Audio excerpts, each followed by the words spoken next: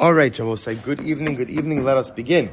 We are continuing Mirza Hashem on Daf Yud Zayin Amud Yomi 17b at the two dots. So remember again, last night we actually began this sugya of Chasan Imrot Silikar. So let's review a little bit. What was our machlokes in the Mishnah? Our machlokes in the Mishnah was, we know the Mishnah told us that a Chasan is pata from Kriyat Shema the night of his wedding. So what was the shaila? The shaila is, could a Chasan choose to recite Shema nevertheless, even though he is pater? That was our fundamental machlokes. So the Rabbanan said yes. If he wants to say Shema, let him say Shema. And Rabbi Shimon Gamliel said, absolutely not. You can't just go ahead and say Shema if you just want to say Shema. So we'll say, we assume, what's the fundamental machlokes? What are they arguing about? So we assume that Rabbi Shimon Gamliel says it looks arrogant. Mechsi ki yuhura, it looks arrogant if you go ahead and you recite Shema when the rabbis exempted you from saying Shema. Right? And ultimately, again, the Rabbanan are not concerned for arrogance. They weren't concerned for arrogance. So the Gemara says, let's analyze this. Remember, Rabbi Shimon Gamliel, chayish liyehura, v'Rabbanan lo chayishi, liyehura v'ha'ipcha shaminalu. We learned just the opposite. What do we learn? Well, it's actually very interesting. This nan, makum shenagu lasos malacha b'Tisha B'av, osin, if you live in a place where the custom is to do work on Tisha B'av. Okay, so again, we see that technically speaking, there is not a rabbinic prohibition to work on Tisha B'av. It was all dependent on what the minhag hamakom, the custom of the place in which you live. So therefore, again, if you live in a place where people go ahead, makom shna golasas malacha b'Tisha B'av, osin, if you live in a place where people customarily work on Tisha B'av, then go to work. Makom shna go shalal lasos. If you live in a place where people customarily don't work on Tisha B'av, ain't osin, don't work. V'chol makom, but wherever you live, talmidei chachamim b'telim. Both say the halacha is Talmidei Chachamim, Torah scholars, don't work on Tisha B'av. Torah scholars who understand the profundity of the day, who understand the pain of the day, ultimately, again, they don't work. Fine. So we'll say straightforward halacha. Should you work, should you not work, dependent on the minhag hamakom, the custom of the place. But if you're a Talmid Chacham, you don't work. Rabbi Shimon Gamliel Omer, Li'olam yaseh kol adam es asmo ki Talmid Chacham. It's interesting. So Rabbi Shimon Gamliel says, a person should conduct themselves like a Torah scholar. Which means what? Don't work. Now, I will say, think about that for just a moment. So let's say I live in Baltimore, and in Baltimore the custom is that we work on Tisha B'av. But now suddenly again, Tisha B'av day, I'm not working. So all my friends are going to work. I'm not going to work. Why? Because I'm conducting myself like a Talmid Chacham. I don't know. Looks a little arrogant, right? Could be perceived, doesn't have to be arrogant, but could be perceived as a little bit haughty. Yet Rabbi Shimon Gamliel is saying that that's what you should do. So what do you see from here? Rabbi Shimon Gamliel doesn't worry about. Rabbi Shimon Gamliel doesn't feel that if you take on additional stringent religious practices, that somehow that makes you look arrogant. Well, the problem is, then he's contradicting himself. Because in the Mishnah, Rabbi Shimon Gamliel said, if the rabbi said that you don't say Shema the night of your wedding, then you don't say Shema the night of your wedding. Don't tell me that, no, you're going to say it. No, you're not. You're not. It looks arrogant. But yet here, Rabbi Shimon Gamliel says, if you want to conduct yourself like a Torah scholar and not work on Tisha B'av, that's okay. So that's a contradiction. Are we worried that enhanced religious practice ultimately looks like arrogance or not? From the Mishnah, it sounds like yes. From this other case in Tisha B'av, it sounds like no. So the Gemara says, Kasha d'Rabbanan, Kasha Rabbi Shimon Gamliel. It's a contradiction between both positions. Rabbi Yochanan Muchlefas Hashita. Rabbi Yochanan says, okay, just switch around the positions. So that's an easy enough answer. In other words, just say maybe there was wrong attribution in the Tisha B'av case. And in the Tisha B'av case, it was the rabbis, the Rabbanan, who said that if you want to conduct yourself like a Talmid Chacham, conduct yourself like a Talmid Chacham. And then again, that's a symmetrical position. Because they say in the Mishnah that if a Chassan wants to say Shema, go for it.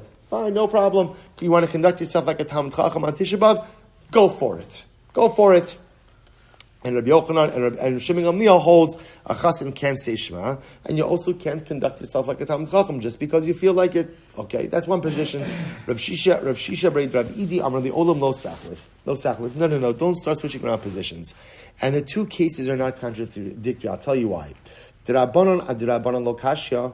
Shabbos say the rabbis are not contradicting themselves. Now remember again, I will say, what are the two positions of the rabbis? The Rabbanon in the Mishnah are the ones who said that if a chassan wants to say Shema the night of his wedding, then what? Go for it. And they also said that on Tisha B'av, you can't choose to make yourself like a Talmid Chacham.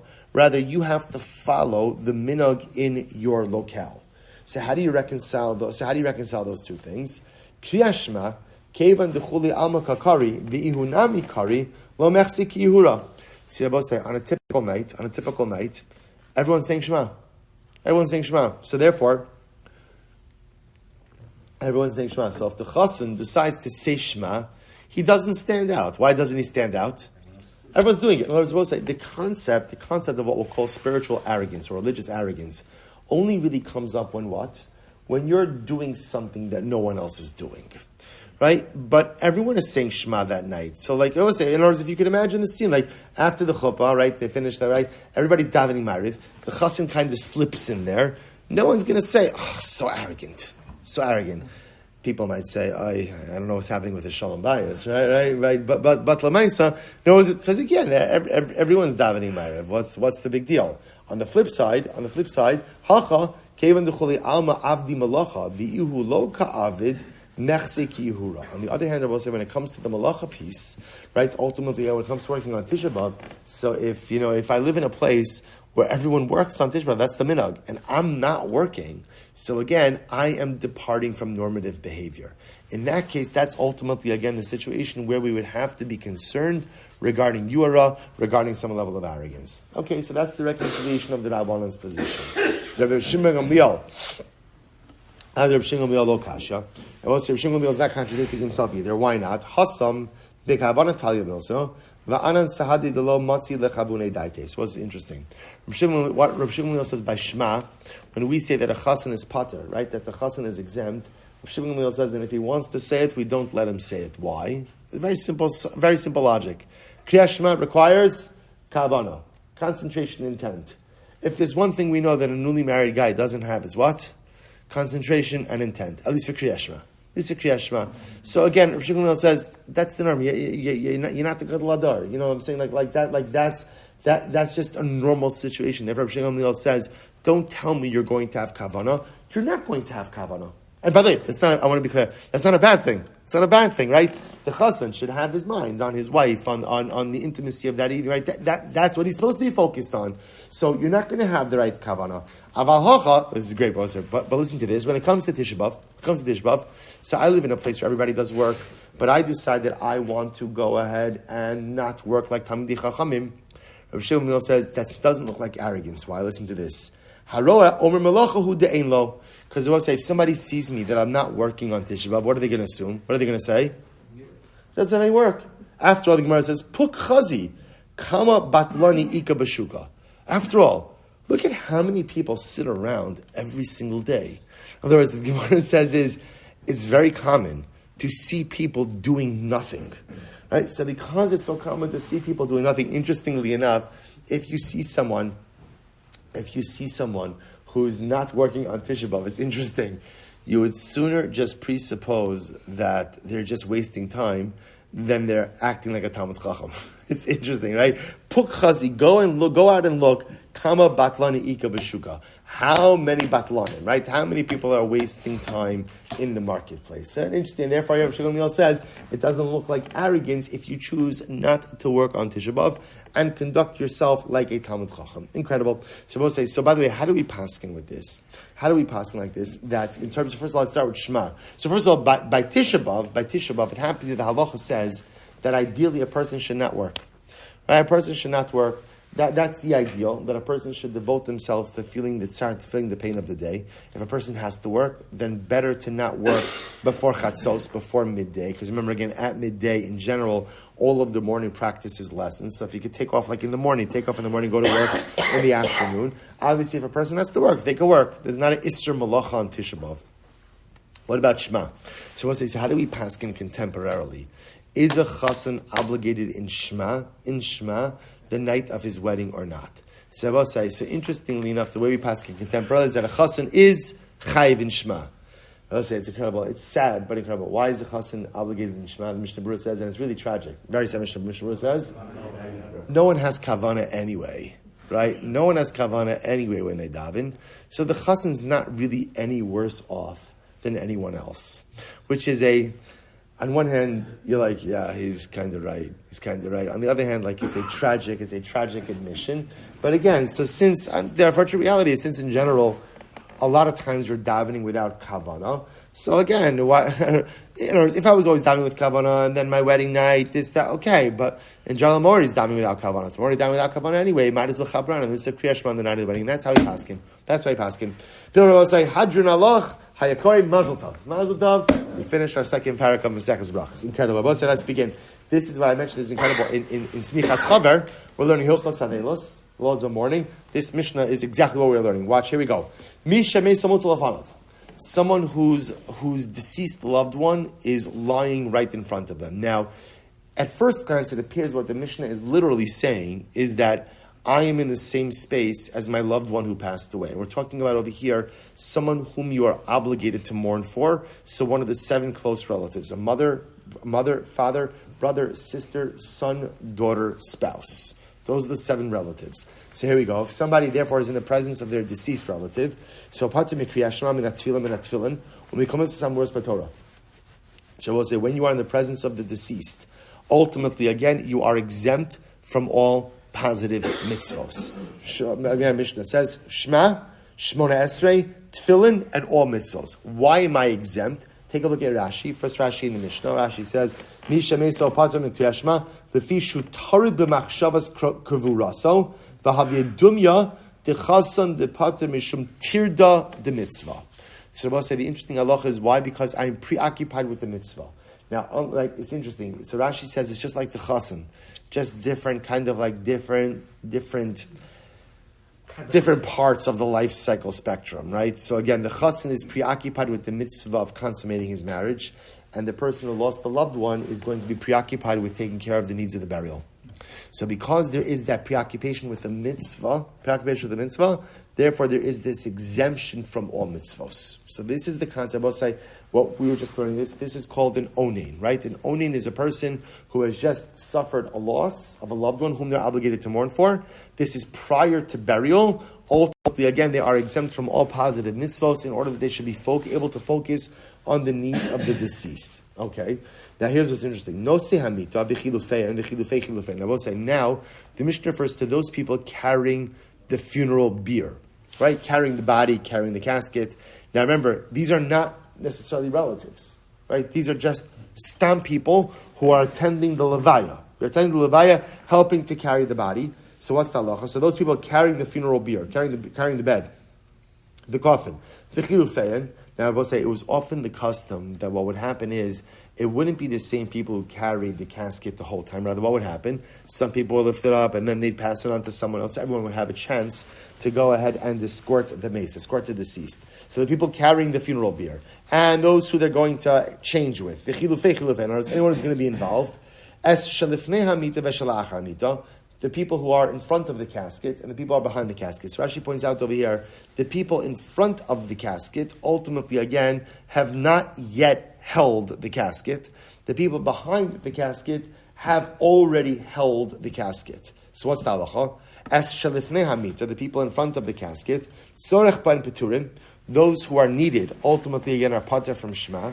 V'as shalachar hamita tzorech ban chayavin, and ultimately again those who are behind the casket. We'll have to see in the Gemara what this phrase means. Even if they're needed, they're chayiv. Now, we'll have to see, like I said, I was thinking about what that means. Now, we'll say all of this is talking about an exemption from Shema. So there's a distinction between who's exempt from Shema. Essentially, what we're going to see, what the Mishnah seems to be saying is, if you're necessary personnel, what was the lashon they used by COVID for who goes into work? Essential workers, right? This essential workers, right? If you're essential workers, right? It was fascinating to see societally who was considered to be essential workers, right? Okay, different discussion. In any event, right? If you're an essential worker, then halacha l'maisa, you are pater from Shema.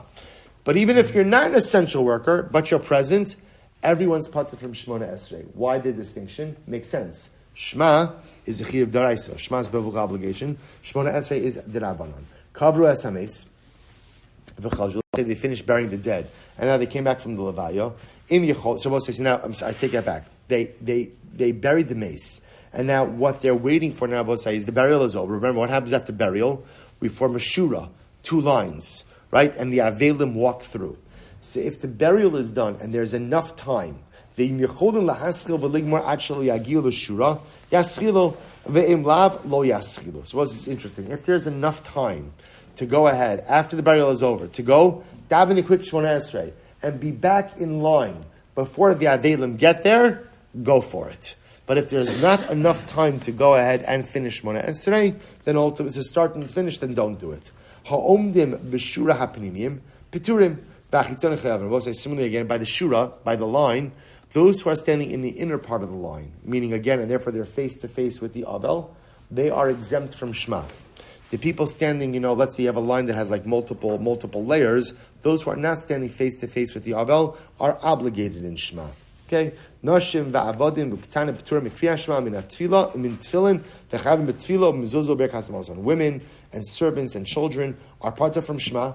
They're also parta from tefillin, and they're obligated in tefillin, Shemona Esrei, in mezuzah, and in benching. Beautiful. So both say, let's begin to analyze. Now remember again, how did the Mishnah begin to frame this halacha? This is mi shemesa muta lefanov. So literally translated, we'll use Ruvain as an example, right? Ruvain lost his father Yaakov. Now the way the Mishnah frames it is, Yaakov is literally lying there in front of Ruvain. So the Mishnah said, the Gemara says, mutal lefanov in, v'she'ena mutal lefanov lo. So it sounds like over here that the exemption from positive mitzvos only applies when the deceased is where? Literally right in front of the mourner. But if somebody suffered a loss, but the deceased is not right there, then halacha l'maaseh, it sounds like they're not exempt from positive mitzvos. So the Gemara says, or minhu, but here's the kasha, or minhu. Or minhi, sorry. Misha mesamot lefanov. So we'll say this is literally the Mishnah from Maseches Moed Katan that we just learned in Daf Yomi. Misha mesamot lefanov. Right? If somebody has their deceased relative right in their presence, ochel b'bayis acher. You're not supposed to eat in the presence of the deceased. So go somewhere else to eat. V'mein lo bayis acher. If you don't have another house, ochel b'bayis chavero. Go over to your friend's house. Either you don't have a friend, or you have a friend but he doesn't have a house. Then osem mechitza va'ochel, make a partition and then eat. The idea is it's disrespectful to eat in the presence of the dead. What if you don't have material from which to make a partition? Machzir panav va'ochel, turn away, turn your back to the deceased and eat like that. But you don't recline when you eat. You don't eat meat, you don't drink wine. This is during Aninos. Between the period of death and burial, you are not allowed to eat meat, not allowed to drink wine. You don't make brachas. Top of Yuches, top of 18a.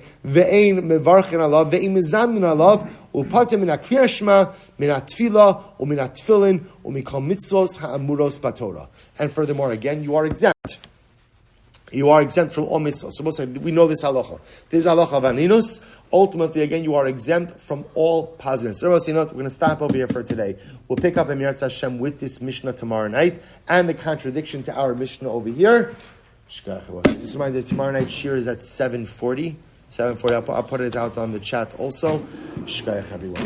Mariv.